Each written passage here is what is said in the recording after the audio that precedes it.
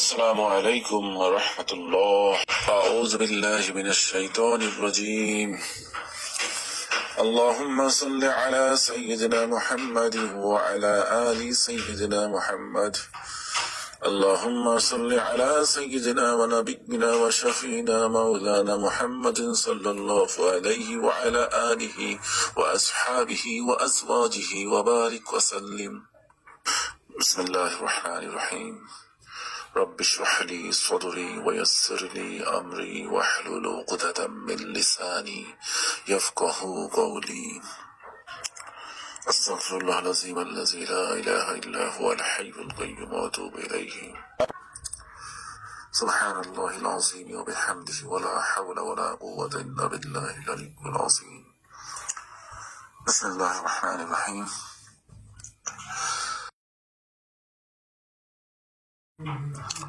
আমার বয়স 42।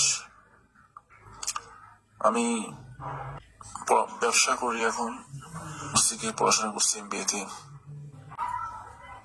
আমি ছোটবেলা থেকে স্কুল লাইফ থেকে তাবলীগের সাথে জড়িত। তাবলীগের অনেক বুজুর্গ মুরব্বী, অনেক আল্লাহওয়ালাদের সাথে আমার উঠা বসার সৌভাগ্য হয়েছে। আমি দিনকে ভালোবাসি। আল্লাহ তাআলা দিন ইসলামকে আমার জন্য দিন হিসেবে দিয়েছেন, এই জন্য আল্লাহ তাআলার কাছে হাজার হাজার শুকরিয়া। রাদিতু বিল্লাহি রাব্বা ওয়া বিল ইসলামি দীনা ওয়া বি মুহাম্মাদিন নাবিয়্যা। বর্তমান দুনিয়ার হালত, বর্তমান দুনিয়ার যে মুসলমানদের পরিস্থিতি, দিনী পরিস্থিতি, ইমানি পরিস্থিতি, আমলি পরিস্থিতি, জিন্দেগির পরিস্থিতি, এগুলো আমাকে খুব ব্যথিত করে। সারা দুনিয়ার আমরা মুসলমানরাই আজকে আমরা দুনিয়ার ভিতরে এতটা ব্যস্ত, কমার্শিয়াল জীবন, প্রতিটি সেকেন্ড, মুহূর্ত, প্রতিটি সময় আমাদের দুনিয়ার পিছনে ব্যয় করতেছি। কিভাবে টাকা ইনকাম করবো, কিভাবে সম্মান বাড়াবো, কিভাবে ভালো থাকবো, ভালো খাবো, ভালো পড়বো, এইগুলো নিয়ে আমরা অতি মাত্রায় ব্যস্ত। পরকাল আখিরাত নিয়ে আমরা একদম গাফেল, পরিপূর্ণভাবে গাফেল হয়ে গেছি আমরা, বেখেয়াল। যাই হোক, আল্লাহ তাআলার দয়া, ইহসান, আল্লাহ তাআলার অশেষ রহমত যে আল্লাহ তাআলা আমার একটা মনের আশা পূরণ করেছে, যে আমি অনেকদিন ধরেই একজন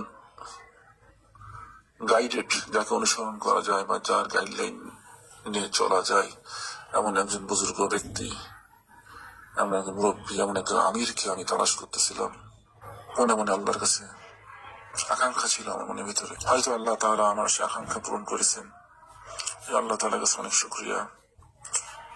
মুস্তাক মোহাম্মদ আলমান ভাই মুস্তাক মোহাম্মদ বিন আব্দুল কুদ্দুস, ওনাকে আরো বেশ কয়েক মাস আগের থেকে আমার কাছে মনে হয়েছে উনি হয়তো ইমাম মেহেদী হইতে পারেন। ওনার ভিডিও গুলো আমি অনেক শুনেছি এবং খেয়াল করে শুনেছি। এছাড়া আমি এন্ড টাইমস শেষ জামানার বিভিন্ন ঘটনা বা বিষয়াবলী যেগুলো হাদিসে বর্ণিত আছে, এগুলো আমি অনেক পড়াশোনা করেছি এবং বিভিন্ন ইউটিউবে, ইন্টারনেটে বিভিন্ন জিনিস আমি এগুলো নিয়ে গবেষণা থিসিস করেছি, কি কি হইতে পারে বা কি কি পরিস্থিতি আসতে পারে ভবিষ্যতে, ইত্যাদি ইত্যাদি। তো সমস্ত কিছু আলোচনা বিষয়াদি গবেষণা সাপেক্ষে আমার বাহ্যিক গবেষণা এবং অন্তর ভিতরের গবেষণা দুই দিক থেকে আমার মনে হয় আমি সিদ্ধান্ত উপনীত হয়েছি।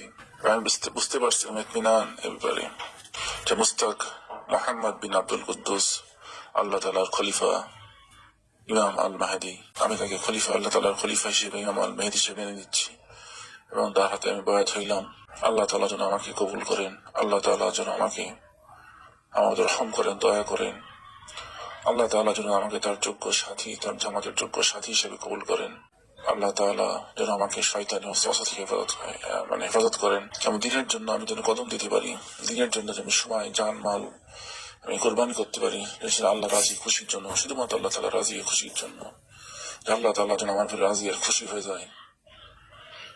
আল্লাহ তাআলা যেরকম বান্দা বললে আল্লাহ তাআলা রাজি খুশি হবে, এরকম বান্দা বলার যোগ্যতা যেন আল্লাহ তাআলা আমার ভিতরে দান করেন।